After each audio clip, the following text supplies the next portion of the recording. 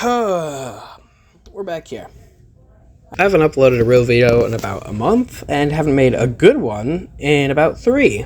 So it's time I buckle down and force myself to make a video. For school. I can't even make it funny, like how am I supposed to do this without being cheaply vulgar? The book I will be reporting on, because this is a book report, is called The Curse of the Wendigo by Rick Yancey, with over 448 pages. The Curse of the Wendigo is a fictional novel written and published by Rick Yancey in 2010. It's the sequel to the book The Monstrumologist and prequel to The Isle of Blood. I chose this book for 2 reasons. 1, I was going to choose a collection of H.P. Lovecraft stories. Great stories, but that man was racist as And 2, I like Wendigos.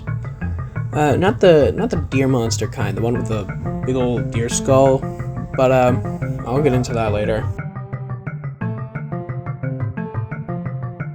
This book takes place around the late 19th century, starting in a house in New England belonging to a Dr. Pellinor Warthrop, a self-absorbed monstrumologist who is a hardcore elitist in his field.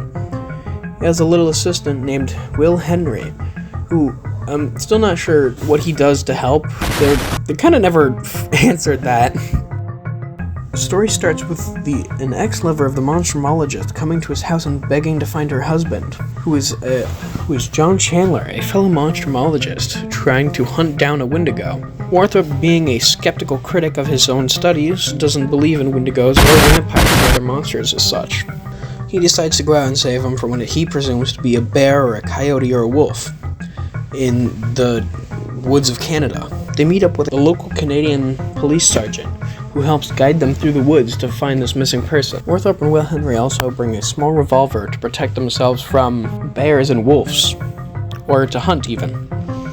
But I get the question, what's a little handgun gonna do against a bear? After spending some time searching through the woods, they find a corpse of a man who's been impaled and ripped apart on a spike. After tampering with an obvious murder scene, they end up finding that the man's heart has been ripped out and eaten. I would tell you what happens next, but you gotta read the book to find out the rest. So I spent long enough on the summary of this book. I gotta explain what makes it postmodern and what topics it goes into to be postmodern. The Wendigo, according to Native American stories, is created when a man who's been separated from society, left to starve and hunger, is corrupted by their greed and eventually turning them into pale-skinned monsters who will rip people apart to feast on them.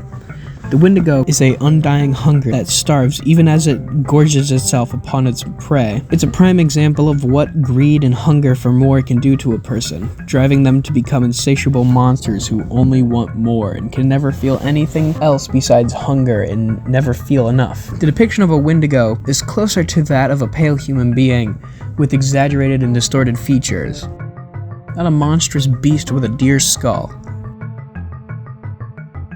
That's about it for my long rant about Wendigos. Actually, I'm pretty sure there is some belief that even speaking its name calls it to you, to kill you. So, if,